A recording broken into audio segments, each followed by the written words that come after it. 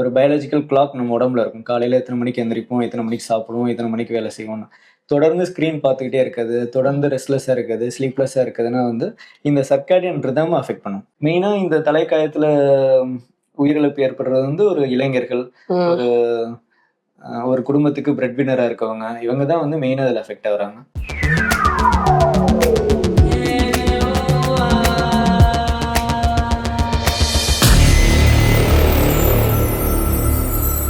தீகாதர்ஷன் channel நேயர்களுக்கு வணக்கம்.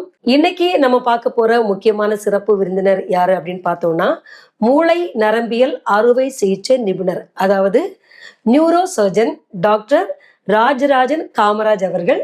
வணக்கம் டாக்டர். மேடம், இந்த அரங்கத்துல உங்களை சந்திக்கிறதுல ரொம்ப மகிழ்ச்சி. இன்னைக்கு இருக்கிற காலகட்டத்துல நம்ம பார்த்தோம்னா அந்த மூளை சம்பந்தமான நிறைய விஷயங்கள், நிறைய வியாதிகள் வந்து பல்கி பெருகிட்டே வருது. இப்ப நியூரோ சர்ஜனா உங்களுக்கு வந்து இந்த தசைகள், முதுகு தண்டுவடம், அப்புறம் இந்த நரம்பு, மூளை இதெல்லாம் சேர்ந்துதான் அந்த நியூரோ இதுக்குள்ள வரோம் இல்லையா? முன்னாடியெல்லாம் மூளை காய்ச்சல் அப்படின்னு ஒரு விஷயம் தான் இருந்தது. மூளையிலனா மூளை காய்ச்சல் வந்துடுச்சு, அது வந்தா அவங்க பிழைக்கவே மாட்டாங்க அப்படின்னா அது ஒண்ணுதான் இந்த புற்றுநோக்கி இணையான ஒரு ஒரு பயங்கரமான ஒரு வியாதியை காணப்பட்டது அது. இன்னைக்கு மூளை ரிலேட்டடா நிறைய வியாதிகள், ஸ்ட்ரெஸ்ஸு, ஸ்ட்ரோக்கு, அப்புறம் வந்து அல்சைமர், பார்க்கின்சன், இப்படி நிறைய வியாதிகள் இன்னைக்கு காலகட்டத்தில் இப்படி நிறைய டெக்னாலஜிகள் நிறைய வளர்ந்தாலும் இன்னைக்கு இது மாதிரி வியாதிகள் வந்து பல்கி பெருகிட்டே போயிருக்கிறது வந்து என்ன அறிகுறி? என்ன பேசிக்கா மக்களுடைய லைஃப் ஸ்டைல் தான் இதுக்கெல்லாம் காரணம். இப்ப முன்ன மாதிரி நம்ம ஆக்டிவா இல்லை, நிறைய செடன்டரி லைஃப் ஸ்டைல் தான் இருக்கும். ஸ்ட்ரோக்குக்கான மெயின் ரீசனுமே அதுதான். சுகர் பேஷண்ட்ஸ் அதிகமா இருக்காங்க, மக்களுக்கு வந்து டயபெட்டிஸ், நீரிழிவு நோய் ரொம்ப அதிகமா இருக்கு, ரத்த கொதிப்பு அதிகமா இருக்கு. இதனால மூளையின் தாக்கங்கள் என்னென்ன வரும்னா வந்து ஸ்ட்ரோக்லேயே 2 வகை இருக்கு. ஒன்று வந்து இஸ்கீமிக் ஸ்ட்ரோக், இன்னொரு ஹெமரேஜிக் ஸ்ட்ரோக்னு சொல்லுவோம். இஸ்கீமிக் ஸ்ட்ரோக்னா அடைப்புனால வர்றது, அது மெயினா வந்து சுகர் பேஷண்ட்ஸ் அவங்களுக்குலாம் வந்து வர்றதுக்கான வாய்ப்புகள் ரொம்ப ரொம்ப அதிகம். ஹெமரேஜிக் ஸ்ட்ரோக்ன்றது வந்து மூளையில வந்து ரத்த நாளங்கள் கிழிஞ்சு மூளையில வந்து ரத்த கசிவு ஏற்படுறது. அது வந்து பிபி அன்கண்ட்ரோல்டா இருக்கவங்களுக்கு, இவங்களுக்குலாம் வர்றதுக்கான வாய்ப்புகள் அதிகம். பிபி ரொம்ப அன்கண்ட்ரோல்டா இருக்கவங்களுக்கு நிறைய டைம் வந்து யங் பேஷண்ட்ஸா கூட இருப்பாங்க, 30s இதுல கூட இருப்பாங்க. பிபி சடனா பார்த்தா அன்கான்சியஸா இருப்பாங்க, பிபி பார்த்தா 200 110 இருக்கும், பேஷண்ட் ஸ்கேன் பார்த்தா ஒரு பெரிய ஹெமரேஜ் இருக்கும், ஆப்ரேஷன் பண்ற மாதிரி இருக்கும். இதெல்லாமே மெயினா வந்து ரீசெண்டா வந்து நமக்கு மூளை ரிலேட்டட் இல்னஸ் அதிகமா வரதுக்கான காரணங்கள். இப்போ அந்த பிபி அண்ட் சுகர் இந்த ரெண்டே நம்ம எடுத்தோம்னா, முன்னாடியெல்லாம் ஒரு 40 வயசுக்கு மேல 50 வயசுக்கு மேல உள்ளவங்களுக்கு தான் வந்துட்டு இருந்தது. ஆனா இப்போ 18 வயசு 20 வயசு 25 வயசுலேயே வருது. சின்ன பிள்ளைங்களுக்கு, ஸ்கூல் படிக்கிற காலேஜ் பிள்ளைங்களுக்கே சுகர் இருக்கு அப்படின்னு சொல்லும்போது எனக்கு ரொம்பவே ஒரு அதிர்ச்சியான ஒரு. சுகர் 2 டைப்ஸ் இருக்கு, type 1 type 2 diabetes mellitus. Type 1 டயபிட்டிஸ்ங்கிறது நமக்கு நார்மலாவே உடம்புல பேன்கிரியாஸ்ல இருந்து இன்சுலின் சுரப்பு, இன்சுலின் ஒரு ஹார்மோன் செக்ரீட் ஆகும், அதுதான் நம்ம சுகர் லெவல்ஸை கண்ட்ரோல் வச்சுக்கிறது. டைப் 1 டயபிட்டிஸ்ல அந்த இன்சுலின் செக்ரீட் ஆகிறதே கம்மியாயிரும். அந்த மாதிரி இருக்கிறவங்களுக்கு தான் அந்த குழந்தைங்களுக்கு சைல்ட் ஏஜ்ல இருந்தே அவங்களுக்கு வந்து சுகர் இருக்கு. இந்த சின்ன வயசுல இவ்வளவு அந்த பிள்ளைங்களுக்கு வருது அதுங்கிறது அதுதான். அது வந்து இந்த இன்சுலின் செக்ரீஷன் இதுவே வந்து இன்சஃபிஷியன்ட்டா இருக்கிறதுனால அதுதான் வந்து டைப் 1 டயபிட்டிஸ். இந்த சின்ன வயசுல இந்த இன்சுலின் செக்ரேஷன் ஏன் கம்மியா இருக்கு? பிறப்பிலேயே இன்சுலின் ஹார்மோனுக்கான இது வந்து கம்மியா இருக்கதா ரீசன். அதுதான் வந்து டைப் 1 டயபிட்டிஸ் மெலிட்டஸ். அதுதான் வந்து குழந்தைங்களுக்குல இருந்து இருக்கிறது. இது வந்து நார்மலா வந்து லைஃப் ஸ்டைல் ஆக்டிவிட்டிஸ்னால வர்றதுக்கும் இந்த டைப் 1 டயபிட்டிஸ் மெலிட்டஸ்க்கும் எந்த சம்பந்தமும் கிடையாது. டைப் 1 டயபிட்டிஸ் மெலிட்டஸ்க்கு மெயின் ட்ரீட்மெண்ட் வந்து இன்சுலின் மட்டும்தான். மற்றபடி நம்ம லைஃப் ஸ்டைல் ஹேபிட்ஸ், நம்மளோட diet pattern, sedentary life style, இதனால வர பாதிப்புகள் எல்லாமே வந்து டைப் 2 டயபிட்டிஸ் மெலிட்டஸ் ரிலேட்டட். இதுதான். அதை தான் வந்து நம்ம வந்து லைஃப் ஸ்டைல் சேஞ்சஸ் மூலமாகவும், டயட் கண்ட்ரோல் மூலமாகவும், ரெகுலர் எக்ஸசைஸ், வாக்கிங் இதன் மூலமாகவும் கண்ட்ரோல் பண்ணக்கூடியது வந்து டைப் 2 டயபிட்டிஸ் மெலிட்டஸ் மட்டும்தான். ஸோ சின்ன வயசுல வர குழந்தைங்களுக்கு வர டயபிட்டிஸ்க்கும் இந்த மூளை நரம்பியல் இதுக்கும் அது ரிலேட்டடா எந்த சம்பந்தமும் கிடையாது. ஜென்ரலாவே சுகர் இருக்கிறதுனால வந்து உடம்புல எந்த பாகத்துல வேணாலும் ரத்த குழாயில அடைப்பு ஏற்படுறதுக்கான வாய்ப்புகள் ரொம்ப அதிகமா இருக்கும். அந்த மாதிரி ஒரு அடைப்பு தான் வந்து நம்ம பிரெயின்ல வந்து முக்கியமான ரத்த நாளங்கள்ல இருக்கு, அதுல ஏதாவது அடைப்பு ஏற்பட்டுச்சுன்னா அதுதான் வந்து ஸ்ட்ரோக், பக்கவாதம் அப்படின்னு நம்ம சொல்றோம். இன்னைக்கு இருக்கிற அந்த வேகமான வாழ்க்கை அதுல வந்து எல்லாருமே எப்ப எங்க கேட்டாலும் ஸ்ட்ரெஸ், நான் ஸ்ட்ரெஸ்ல இருக்கிறேன். இது இந்த ஸ்ட்ரெஸ்ங்கிறது வந்து எப்படி மூளை வந்து பாதிக்குது? ஸ்ட்ரெஸ் ரிலேட்டட் இல்னஸ்னா மெயினா தூக்கம் இல்லாதமை. இதனால என்ன வரும்னா ஒரு பிரெயின் ஒரு ஹைப்பர் ஆக்டிவாவே இருக்கும். ஹைப்பர் ஆக்டிவாவே இருக்கும்போது வந்து அது ரிலேட்டா வந்து ஒரு நர்வஸ் பிரேக் டவுன் மாதிரி வருவாங்க நிறைய பேர். வந்து இதனால வந்து மேடையில பேசிட்டு இருக்கும்போது கொஞ்சம் டென்ஷன் ஆனாலே அது அவங்க டக்குன்னு ஒரு பராலிசிஸ், ஒரு ஸ்ட்ரோக் வந்துருது, மூளையில இருந்து ரத்தம் கசியுது. அது இப்ப சமீப காலமா நம்ம நிறைய கேட்கிறோம். Pressure related. நீங்க சொல்றது வந்து பிபி ரிலேட்டட் தான். நல்லா பேசிட்டு இருக்காங்க, திடீர்னு வந்து பிரெயின்ல ரத்த கசிவு ஆகுறது, அதெல்லாம் வந்து ஹைப்பர் டென்ஷன் ரிலேட்டட் இஷ்யூஸ் தான். பட் மூளையில ரத்த கசிவு ஏற்படுறதுக்கு ஹைப்பர் டென்ஷன் மட்டுமே ரீசன் இல்ல. மூளையில வந்து இன்னும் சில வாஸ்குலர் டிசார்டர்ஸ் அப்படின்னு சொல்லலாம், ரத்த நாளங்கள்லயே இன்ஹெரண்டா வரக்கூடிய பிரச்சனைகள்லாம் இருக்கு. ஃபார் எக்ஸாம்பிள் அனுரிசம்ஸ் அப்படின்னு சொல்லுவோம். அனுரிசம்ஸ்னா வந்து ரத்த குழாயே வந்து ஒரு வீக்கமா இருக்கும். அந்த வீக்கத்துல வந்து ரப்சர் ஆகும்போது சடனா வந்து லாஸ் ஆஃப் கான்சியஸ்னஸ் வரும், பிரெயின்ல வந்து ரத்த கசிவு இருக்கும். இதெல்லாம் வந்து ஆப்பரபிள் கண்டிஷன்ஸ். ஏவி மால்ஃபார்மேஷன் இருக்கு. ரத்த நாளத்துல வந்து நல்ல ரத்தம் எடுத்துட்டு போறது, கெட்ட ரத்தம் எடுத்துட்டு போறது, அந்த மாதிரி ரெண்டும் சேர்ந்து ஒரு மிக்சடா ஒரு நைடஸ் மாதிரி ஃபார்ம் ஆயிடும். அந்த மாதிரி ஃபார்ம் ஆகும்போது அதுல இருந்து சடனா ரப்சர் ஆகும்போது ரத்த கசிவு ஏற்படும். இதெல்லாம் வந்து ஆப்பரபிள் இல்னஸ். ஏன் ரத்த கசிவு வர்றதுக்கான நம்ம ஆப்ரேட் பண்ணி சரி பண்ணக்கூடிய விஷயங்கள் வந்து இந்த அனுரிசம், ஏவி மால்ஃபார்மேஷன், இந்த மாதிரி ஹெமரேஜிக் ஸ்ட்ரோக், இதெல்லாம் வந்து நம்ம இமீடியட்டா ஒரு நியூரோ சர்ஜன் அணுகிறோம் அப்படின்னா வந்து சர்ஜரி பண்ணி இமீடியட்டா சர்ஜரி பண்ணோம்னா ரிகவரிக்கான பாசிபிலிட்டிஸ் ரொம்ப ரொம்ப அதிகம். ரொம்ப லேட் ஸ்டேஜஸ்ல அனுரிசமல் ரப்சர் ஆனதுக்கு அப்புறம் லேட் ஸ்டேஜஸ்ல வர்றாங்க, திருப்பி ரீரப்சர் ஆகி வர்றாங்க. அந்த மாதிரிலாம் வரும்போது வந்து சர்ஜிக்கலாகவும் ரொம்ப டிஃபிகல்ட்டாகவும் இருக்கும். ப்ளஸ் வந்து சர்ஜரி பண்ணாலும் அந்த அளவுக்கு எக்ஸ்பெக்டட் ரிசல்ட்ஸ் நம்மளால கொடுக்க முடியாது. இப்போ நம்ம நாட்டுல பாத்தீங்கன்னா முன்னாடி எல்லாம் இந்த பார்க்கின்சன் நோய் அண்ட் அல்சைமர் நோய் அப்படின்ற ஒரு பேரை நமக்குலாம் கேள்வியே பட்டதில்லை. அது வெளிநாட்டுல வந்து ஏதாவது நம்ம வந்து ஒரு பெரிய பிரபலமான ஒரு தலைவர்களுக்கு அது வந்ததுன்னா நம்ம அப்படி செய்தித்தாள் மூலமாக நியூஸ் மூலமாக தான் நம்ம வந்து அறிவோம். ஆனா இப்ப அந்த வியாதி நம்ம நாட்டுல வந்து கொஞ்சம் அதிகமா வந்துட்டு இருக்கே. இல்ல ரீசெண்டா with advancements in medical diagnosis, நம்ம நியூராலஜிஸ்ட் வந்து முன்னாடி ரொம்ப ரேரா தான் இருப்பாங்க. நியூராலஜிஸ்ட், நியூரோசர்ஜன்ஸ் இப்போ வந்து ஆல்மோஸ்ட் அவைலபிள். எல்லா ஊர்லயுமே நியூராலஜிஸ்ட் அண்ட் நியூரோசர்ஜன்ஸ் அவைலபிளா இருக்கிறதுனால முன்னாடி எல்லாம் இந்த பேஷண்ட்ஸ்லாம் அன்டயக்னோஸ்டா இருந்திருப்பாங்க. வீட்டுல வந்து கை ஆடிட்டே இருக்கும், கை நடக்க வியாதி அப்படின்னு சொல்லிட்டு they would have taken some native treatment. ஒரு ப்ராப்பரான ட்ரீட்மெண்ட்லாம் எடுத்திருக்க மாட்டாங்க.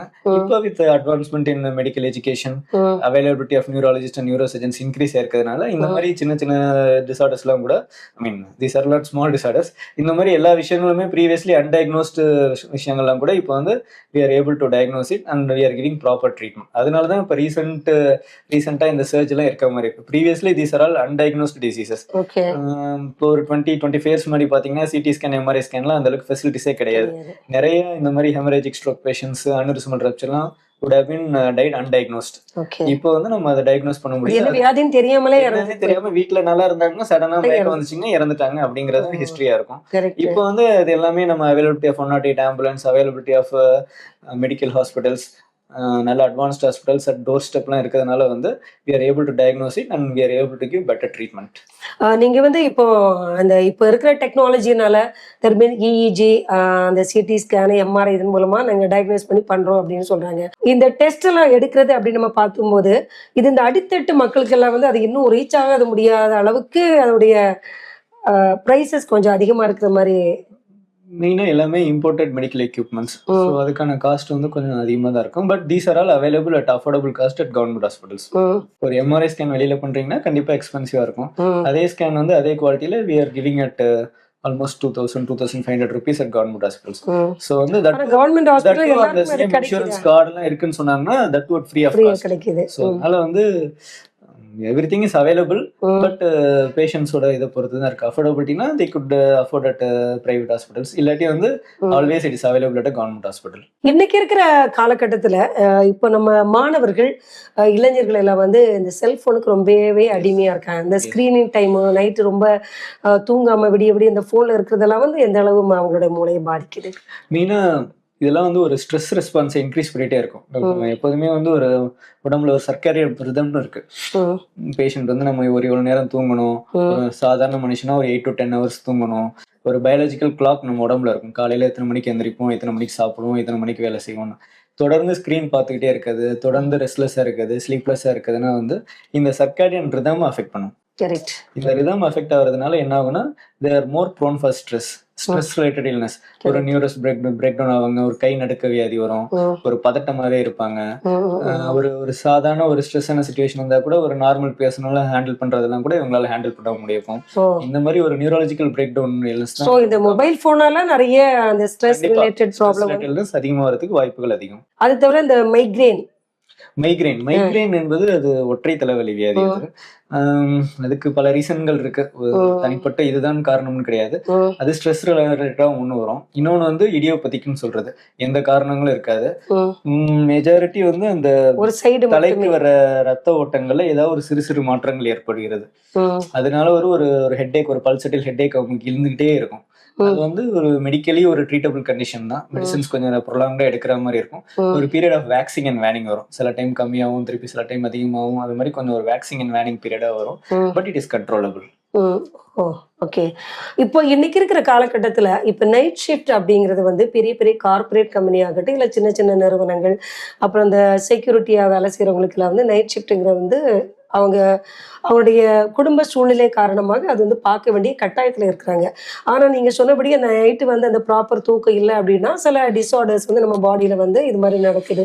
சிலவங்க தூக்கம் வரலன்னு சொல்லிட்டு தூக்க மாத்திரை எல்லாம் கூட எடுத்துக்கிறாங்க.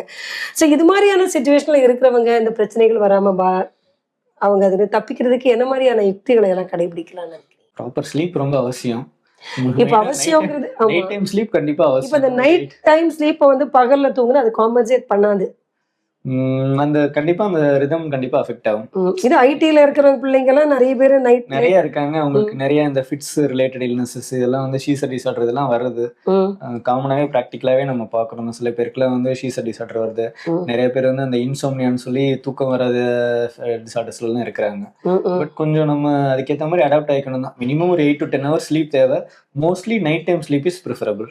நீங்க இப்போ இந்த துறையில இருக்கீங்க, ஒரு நியூரோ சர்ஜனா இருக்கீங்க. நீங்க என்ன மாதிரியான சேலஞ்சஸ் ஃபேஸ் பண்றீங்க? சேலஞ்சஸ் மீன்ஸ் நோயாளிகள் கிட்ட இருந்து அவங்க வந்து இன்னும் அவங்க வந்து அந்த அவேர்னஸ் இல்லாம இருக்குது, வேணும்னே அவங்க வந்து நோயை வருத்திக்கிறாங்களே, அந்த மாதிரி நீங்க வருத்தப்பட்ட தருணங்கள் எல்லாமே இருக்கு? வருத்தப்பட்ட தருணங்கள் நிறைய இருக்கு. மெயினா வந்து தலைக்காயம் அண்ட் தலை விபத்து, ஹெல்மெட் இல்லாம போறது, நிறைய வந்து ட்ரங்க் அண்ட் டிரைவ். சின்ன வயசா இருப்பாங்க, ட்ரிங்க்ஸ் பண்ணிட்டு போயிருப்பாங்க, ஒரு சிறு ஃபால் தான் இருக்கும், ஹெல்மெட் போட்டிருக்க மாட்டாங்க, ஒரு ஸ்பீட் பிரேக்கர்ல ஏறி இறங்கியிருப்பாங்க, ஒரு பேலன்ஸ் இல்லாம கீழே வந்திருப்பாங்க. அந்த சிறு விபத்து கூட உயிரிழப்பு ஏற்படக்கூடிய அளவுக்கு தலையில் வந்து மிகப்பெரிய ரத்த காயங்களையும் மிகப்பெரிய காயங்களும் ஏற்படுவதற்கு உண்டு. மெயினா இதை வந்து நமக்கு வந்து ஒரு ஹெல்மெட் ரிலேட்டட் அவேர்னஸ் கண்டிப்பாக தேவை. சிறு மாணவர்கள், இளைஞர்கள் இவங்களுக்கு வந்து மெயினா இவங்க தான் வந்து இந்த மாதிரி ஒரு சாலை விபத்துகள்ல உயிரிழப்பு ஏற்படுறாங்க. ஹை ஸ்பீடிங், மிக வேகமாக வாகனம் ஓட்டுதல், மெயினாக இருசக்கர வாகனம் ஓட்டுதல், மிக வேகமாக ஓட்டுதல், மது அருந்து விட்டு ஓட்டுதல், ஒரு ரேஷ் டிரைவிங், இதெல்லாம் தான் வந்து இந்த மாதிரி ஹெட் இன்ஜுரிஸ் ரிலேட்டட். மெயினா இந்த தலைக்காயத்துல உயிரிழப்பு ஏற்படுறது வந்து ஒரு இளைஞர்கள், ஒரு குடும்பத்துக்கு பிரெட் வினரா இருக்கவங்க, இவங்க தான் வந்து மெயினா அதில் அஃபெக்ட் ஆகுறாங்க. இது தவிர இந்த மூளை வந்து பாதிக்கப்படைய காரணங்களாக இந்த மது, இந்த புகையிலை, ட்ரக்ஸ், அப்புறம் அவங்க எடுக்கிற இந்த ஜங்க் ஃபுட்டு, ஃபாஸ்ட் ஃபுட்டு, இதெல்லாம் கூட பாதிக்கும் தானே? கண்டிப்பாக இது ரிலேட்டட் பாதிப்பு அனைத்துமே உண்டுதான். இதெல்லாமே வந்து உடம்புல கொலஸ்ட்ரால் அதிகப்படுத்துறது. கொலஸ்ட்ரால் அதிகப்படுத்தினா ரத்த குழாய் பிளாக் ஆகிறதுக்கான பாசிபிலிட்டி ரொம்ப அதிகம். அது ரிலேட்டட் அந்த ஸ்ட்ரோக்ஸ் வர்றது, இந்த மாதிரி வர்றதுக்கான பாசிபிலிட்டி எல்லாம் அதிகம்.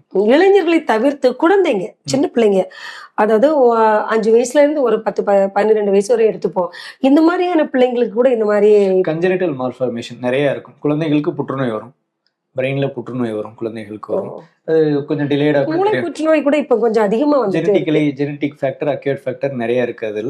பட் குழந்தைகளுக்கு வர்றது வந்து மோஸ்ட்லி ஜெனடிக்கல் ரிலேட்டட் இல்னஸ் தான் வரும். அதுக்கு பிறந்த குழந்தைகள் கூட சில சமயங்கள்ல வந்திருக்கு. பட் மோஸ்ட்லா வந்து பிறந்த குழந்தைகளுக்கு நம்ம அதுக்கான சிம்டம்ஸ் ஒன்றும் பெருசா இருக்காது. அதனால ஒரு குழந்தை வளர வளர 3 years 4 yearsல தான் சில சமயம் புற்றுநோய் இருக்கிறதெல்லாம் கூட நமக்கு தெரியும். இந்த மாதிரி அதாவது புற்றுநோய், இந்த மூளையில வர வேற விதமான பிரச்சனைகள், இதெல்லாம் வந்து இப்ப மெடிகேஷன் நம்ம அப்படின்னு சொல்லி போகும்பொழுது அவங்க லைஃப் டைம் மெடிகேஷன் கண்டினியூ பண்ற மாதிரி இருக்குமா, இல்ல ஒரு ஷார்ட் டேர்ம்ல நம்ம வந்து கொடுத்துட்டு இதை சரி பண்ணி எடுத்துடலாம் அப்படிங்கிற ஒரு நமக்கு ஒரு மனசமாதானம் பண்ற மாதிரி இருக்கு? It depends. எல்லாருக்கும் ஒரே மாதிரி இது கிடையாது. ஃபிட்ஸ் ரிலேட்டட், இது சீசர்ஸ், இந்த காக்கா வலிப்பு நோயினால் வருவது வந்து மோஸ்ட்லி அது வந்து அது டிபெண்ட்ஸ். நம்ம மாத்திரை எடுத்துக்கிட்டே இருக்கணும்.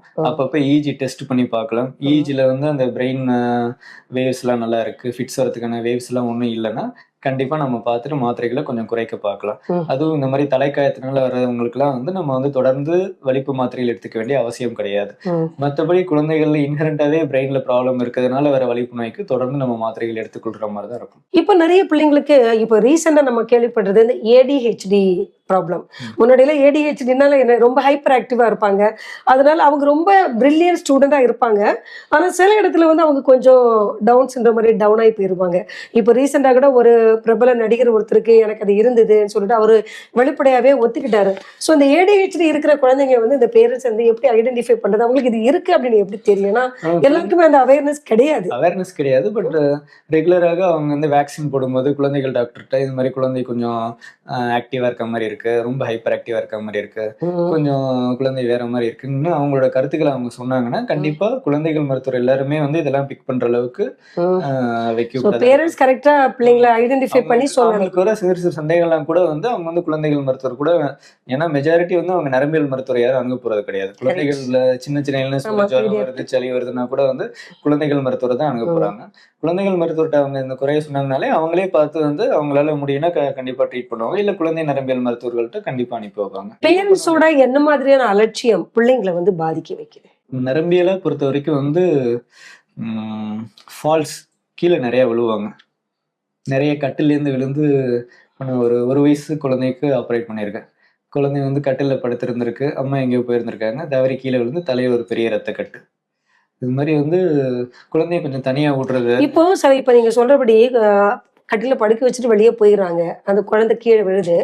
ஆனா அவங்க வரும்போது அந்த குழந்தை எந்திரிச்சு நல்லா இருக்குது. ஆனா அது உள்ளுக்குள்ள அடிபட்டிருக்கு, அந்த காயம் உள்ள இருக்கு. அது கொஞ்சம் நாள் பட்டு அப்படி கூட பிரச்சனைகள் வரும். ஒரு டிலேடா கூட சில சமயம் வரும். சில பேருக்கு வந்து இமீடியட்டா வந்து குழந்தை வந்து அழுதுகிட்டே இருக்கும், டக்குன்னு ஒரு ஃபிட்ஸ் வரும், குழந்தை அன்கான்ஷியஸ் ஆயிடும். ஆனா எல்லாருமே எடுத்து டாக்டர்கிட்ட கொண்டு வரது இல்லையா? அந்த நேரத்துல ஏதோ ஒரு தைலத்தை போட்டு அப்படி தேய்ச்சி விட்டுறாங்க. அது மாதிரி தான் பண்ணக்கூடாது. கீழே விழுந்திருக்கு, குழந்தை கொஞ்சம் அப்நார்மலா இருக்க மாதிரி இருக்கு, அதோட ஆக்டிவிட்டிஸ் வந்து முன்ன இருந்த அளவுக்கு நார்மலா இல்ல, கொஞ்சம் கம்மியா இருக்க மாதிரி இருக்குன்னா இமீடியட்டா வந்து நம்ம ஒரு ஸ்கேன் பரிசோதனை செய்து பார்த்துடணும். இப்போ ஒரு நியூரோ சர்ஜன் ஆகணும் அப்படிங்கிற ஒரு ஸ்டூடெண்ட் +2 முடிச்சுட்டு நீட் எக்ஸாம் எழுதிட்டு நான் வந்து ஒரு நரம்பியல் சிகிச்சை நிபுணர் ஆகணும் அப்படின்னு சொல்ற ஒரு யூத்துக்கு நீங்க என்ன சொல்ல விரும்புறீங்க? கண்டிப்பாக ஆல் ஆர் வெல்கம். இது வந்து ஒரு சேலஞ்சிங் ஃபீல்டு. இப்பதான் வந்து we are giving good results. ஒரு 20-30 வருஷத்துக்கு முன்னாடி வந்து நரம்பியல் ஆப்ரேஷனாலே அனைவரும் இறந்துருவாங்க. அந்த ஸ்டேஜ்ல இருந்து we are giving results, we are changing lives. நிறைய பேர் வந்து உயிருக்கு ஆபத்தான கண்டிஷன்ல இருந்து நம்ம கண் முன்னாடியே எந்திரிச்சு நடந்து போயிட்டு இருக்காங்க. இந்த அளவுக்கு இம்ப்ரூவ் ஆயிருக்காங்க.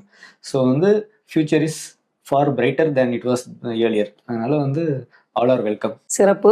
அதே மாதிரியே இது மாதிரி மூளை சம்பந்தமான பிரச்சனைகள் இருந்து மக்கள் வந்து சிக்காம இருக்கிறது எப்படி?